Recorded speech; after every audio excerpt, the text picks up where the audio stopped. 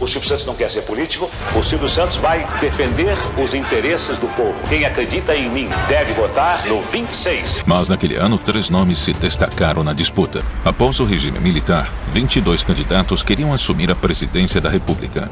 Teve cara do antigo regime, figurões de hoje em dia como Paulo Maluf e Ronaldo Caiado, e até mesmo Silvio Santos entrou na disputa, apesar de um ano antes ter negado até os dentes que se candidataria. O Silvio Santos não quer ser político, o Silvio Santos não vai ser político, o Silvio Santos vai defender os interesses do povo. Quem acredita em mim deve votar no 26. Mas naquele ano, 3 nomes se destacaram na disputa: Fernando Collor de Mello, Leonel Brizola e Luiz Inácio Lula da Silva. Brizola ganhou notoriedade quando lutou contra a instauração do governo militar em 64. Ele foi exilado e voltou ao Brasil em 79. Foram 5.489 dias de exílio, o mais longo exílio de um político brasileiro na história do país. Que para este reencontro venho deste nosso longo exílio, com o coração cheio de saudades, mas limpo de ódios. Sua trajetória o transformou em um mito entre a esquerda brasileira. Lula também havia surgido durante o período militar. Vindo dos sindicatos de metalúrgicos, era o principal líder do recém-criado Partido dos Trabalhadores.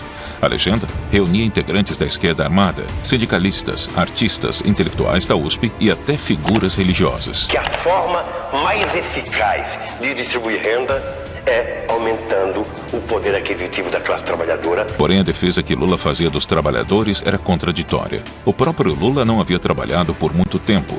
Ele havia exercido mais a função política de sindicalista do que a profissional de torneiro mecânico. Ô Lula, se você for eleito presidente da República, o que você pretende mudar de concreto no nosso país? Olha, primeiro que nós vamos mudar de concreto, nós vamos provar que você pode tranquilamente colocar corrupto na cadeia. A similaridade das histórias fez Lula e Brizola rivalizarem pela mesma vaga no segundo turno. Lula dizia que Brizola era um desequilibrado emocional e Brizola dizia que Lula era inexperiente demais para governar. Isso me distancia léguas desse cidadão e me faz desconfiar muito dele. O Lula é a espuma da história. O Lula está dentro do sistema.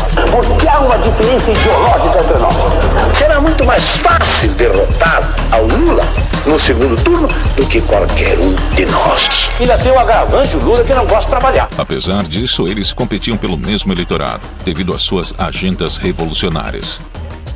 Lula não estava muito preocupado com a hiperinflação, mas dizia aos 4 cantos do país que a dívida externa impedia que o dinheiro dos trabalhadores ficasse no Brasil. E teríamos como medida básica, primeiro, tentar suspender o pagamento da dívida externa para ver se tira o país do sufoco que ele se encontra.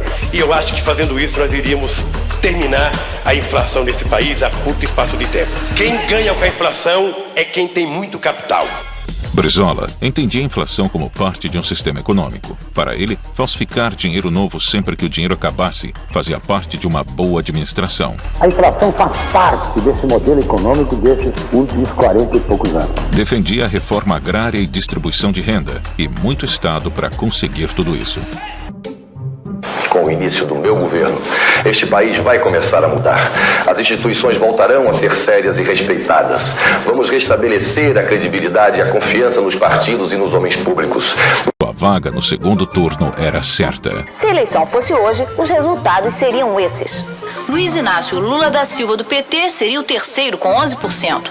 Leonel Brizola, do PDT, ficaria em segundo, com 16%. E Fernando Collor de Mello, do PRN, seria o primeiro, com 31% pelos números do Ibope.